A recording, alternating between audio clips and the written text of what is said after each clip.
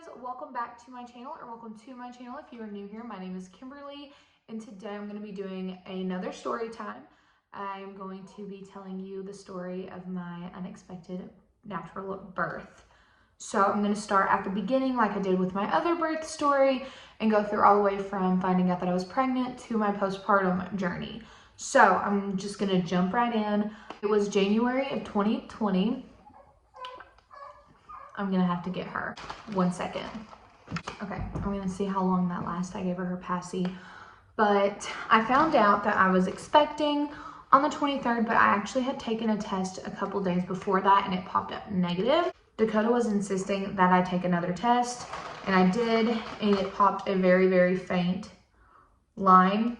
And this one's really, really gross. So I'm not even gonna show it because it is really gross and you can't really even see the line. But anyway, so I started showing a lot sooner with Alethea. I started showing at 12 weeks, and something else that was very different from this pregnancy than with my other daughter, Abby. My pregnancy with Alethea was so easy. I never got sick. I got sick like within the first week that I knew that I was pregnant. I was sick then, but then it subsided and I was not sick again. So my pregnancy was super easy up until about 26 weeks. And I started to have some preterm contractions. And it was really scary because she was only 26 weeks. And with the whole pandemic going on, the hospital that we have locally is not equipped to take care of infants that little. So I would have had to been shipped off with Alethea an hour and a half away to one of the hospitals that are equipped, because the chances of survival are not that high at that point. So I was really, really nervous. I went to the hospital at 26 weeks, like I said, and they gave me some breathing shots in the arm, which hurt so bad. And then they put me on Procardia. And after that, I went to the hospital probably like 5 or 6 more times needing breathing shots because the Procardia was not stopping the contractions all the way. And it was just really nerve-wracking. Now, that was basically my whole pregnancy. And then at 26 weeks, I started having more intense contractions. And I was actually 2 centimeters dilated at my 26-week appointment, which was very, very nice to hear because I was ready to have her. I was done being pregnant. I was so sick of being pregnant. So I go in for my 26-week appointment. They check me. And then I start having a lot of contractions. And then September 14th, which was like 5 days after that appointment or whatever, I started having really, really, really painful contractions. And I was timing them and they were 2.5 minutes apart and they were getting more and more intense. So we went to the hospital. And at that point, they're not gonna stop the contractions, but they can't do anything to like help you move along. So it was just kind of like letting my body do what it wants to do. So when I went to the hospital, I was a 2 when they checked me at first. And so I'm walking, I'm doing all of these things, and nothing. I'm just a 2.5 when they come back in to check me 2 hours later. And so they were like, you are not in active labor, but we're gonna keep you overnight just because it was already late. So they kept me and they were gonna check me in the morning to make sure that I wasn't gonna like go into full-blown labor. And they checked me in the morning and I was at a 3 at that point. I was at a 3. So that was some progression, but it was not enough for them to keep me and for me to go into labor. So they sent me home. And when they sent me home, I was determined to get her out of me. So we walked and walked and walked, and I had a birthing ball and I bounced and I bounced and I bounced.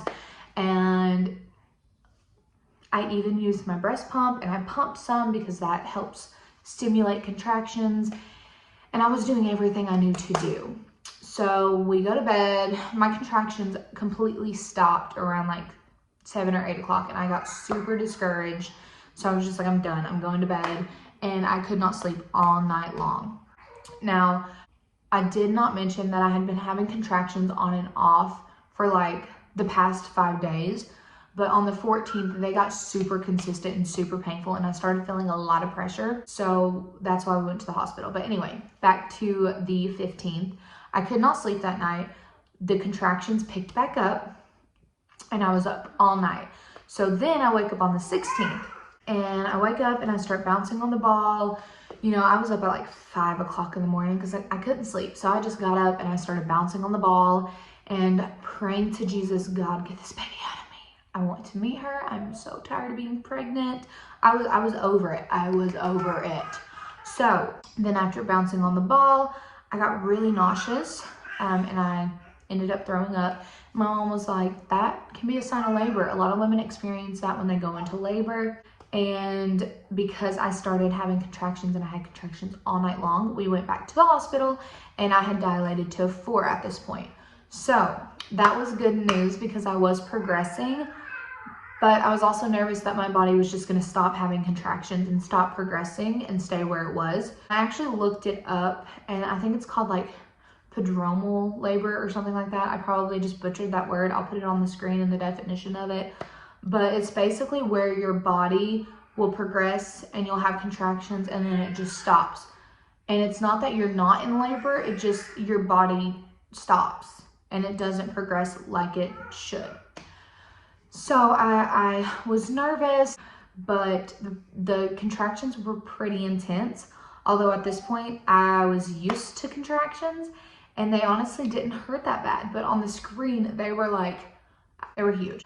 Anyway, they started to get worse and the doctor came in around like 11, I think, and checked me and I was at a 4. So I had progressed another centimeter from when I left the day before. And that was very encouraging to me. I was just, again, I was afraid that my body was going to stop and they were going to send me home. And I just had no hope that I was going to have that baby. Like, I gave up. I was like, no, the contractions are going to stop. My body's not going to progress anymore. I'm going to go a centimeter each day and it's going to take me forever to get this child here. I was just wanting to get to where I was progressing a centimeter every 2 hours so they could consider me in active labor. So after she checked me, I got up and I went to walk for like an hour, and then I came back to the room and I bounced on a ball for like an hour, and then I just got exhausted and I lay down in the bed and I was like, whatever, what happens, happens. So then the doctor comes back in to check me and I was at a 5.5, which means I was now considered in active labor. And she also, when she checked me, said that there was a lot of fluid and that she believed that there was a tear in my sac of amniotic fluid. So she went ahead and broke my water the rest of the way and I was in labor. So this is where it gets real good. My water broke around 3:53 or something like that. And for the first 10 minutes after my water broke, it was not bad. Like the pain, I could handle it. I was like, man, this is not bad. And you know, I was thinking in my head, it's taken me this long to get to 5.5. I know I've got a long road ahead of me. It's gonna be a while. So I was just, because once you're to a 4, I'm pretty sure that's how far I had to be to get an epidural. So now that I was in active labor, I was just waiting for them to hand me my epidural so I could enjoy my labor. Well, after about 10 minutes, the pain got excruciating. I was moaning, I was groaning. I was that lady that screamed so loud, probably the people in the basement of the hospital could hear me. I mean, people outside of the hospital probably could have heard me. I was that person. And I have no shame about it because what I was feeling was awful. It was awful. So they had to come and draw my blood before they could give me the epidural. So these 2 girls come in. They look super young, which is fine. But they were like, cutting up and giggling around, which is fine. But like, I was in pain. And they come in and they draw my blood and then they leave. And then my nurse comes back in and is like, we're going to get you set up and get you the epidural. And I was like, okay. I'm dying here. So then those girls come back because my blood had disappeared and they had lost my blood. I don't know where it went. Nobody knows where it went. So I'm sitting there in so much pain. I was like, moaning and groaning still. And I was like doing these little whatever to make it through the pain. Like I was moving my legs and just curling my toes and everything. And they were like, can you sit still? I'm like, no. At this point, my contractions were back to back to back. There was no break. And I'm like, I'm feeling a lot of pressure. So then my nurse checks me and I'm at a 7. A 7. This is like probably not even 30 minutes after my water broke. Probably maybe 30 or 40 minutes. And then they get my blood, they leave. And my nurse is like, where's the guy with the epidural? Like, we don't know where he's at. He hasn't shown up yet. He's taking his precious time. And she looked at me and she's like, okay, now this guy, if you move, he will leave. Like, if you make any movement at all, if he walks in and he sees that you're moving, he will not give you your epidural. He will walk right out and leave. And I was like, isn't his job to give me my epidural? She's like, yeah, but he's kind of rude. So anyway, so the guy finally gets there to give me my epidural and she's like, can you sit up? And I'm like, no. Like, I was in so much pain. I just wanted to lay there. And at this point they had kicked Dakota out of the room because nobody's allowed in the room at my hospital when they give you the epidural. I don't know how it is everywhere else, but I know at my hospital, you're not allowed to be in the room when they give the epidural. So Dakota's outside. I'm like, I can't sit up. And she's like, well, can you just try? And she was trying to help me because I did not want to give birth to a baby naturally. And I was not trying to do that. So she just wanted me to sit up and get the epidural so that I could push, because the pushing is like the worst part. So I go to sit up and I felt like I was sitting on her head. Like, I could feel her head. It was right there. I was like, no, I need to push right now. And they're freaking out. They're like, get the dad in here. So they rush out and they go get Dakota. And he like barely makes it. My doctor barely makes it. And then within like 3 pushes and me screaming, I was a nightmare. But I was also in the worst pain that I had ever endured in my life. I do not know why women choose to have children naturally. Like, there's an epidural for you. Take the epidural. Like, don't do that to yourself. I would never.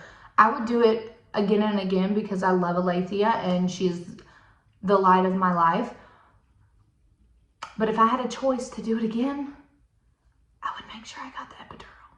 But anyway, within 3 pushes, Alethea was born at 4:59 p.m. on September 16th. And she was 7 pounds and 3 ounces and she was 19 3/4 inches long. So that is my birth story. Now on to postpartum. Postpartum was pretty like easy. I didn't bleed too much. They did take precautionary measures though and give me 2 shots of Cytotec in my legs. So that could have been why I didn't bleed as much. But the worst part about postpartum was the pain. With Abby, I was not uncomfortable down there at all. But when I had Alethea, it was just one big bruise. It was one big bruise. It was awful. I couldn't walk. I had to have Dakota's help to the bathroom and back. And when we got home, I had to have help walking. And when I waddled like a penguin. It was awful. And it took me like 10 minutes to get like 2 inches. So just a lot more pain postpartum with her, which I wasn't expecting because it was my second baby. So I thought it would be easier. But I also had her natural. I don't know if that has anything to do with it, because I had an epidural with Abby and I did not with Alethea. So that might have had something to do with it. I don't know. But other than that, my postpartum was a breeze other than the pain, like I said. And I was able to breastfeed with Alethea. I don't know if I mentioned this in my other video, but I did not get to breastfeed with Abby because she would not latch. And I just didn't have a lot of support from like a lactation consultant or anything like that. So it just didn't work out. Now with Alethea, I was able to breastfeed her for 2 months. And then unfortunately we had to stop due to her gastrointestinal issues. So that is it for this part of the video. Now I'm going to move on to the little picture montage that I said I was going to do. I did one of these in Abigail's video, but now I'm going to do one in her video, but I'm going to do it a little bit different. I'm going to include the pregnancy test pictures, my bump pics, the ultrasound pictures, and then newborn pictures and pictures all the way up to her now. So I'm just going to throw them all in there instead of putting them throughout the video like I did last time, just to kind of cut down on the time of the video. But that's it. So enjoy the pictures.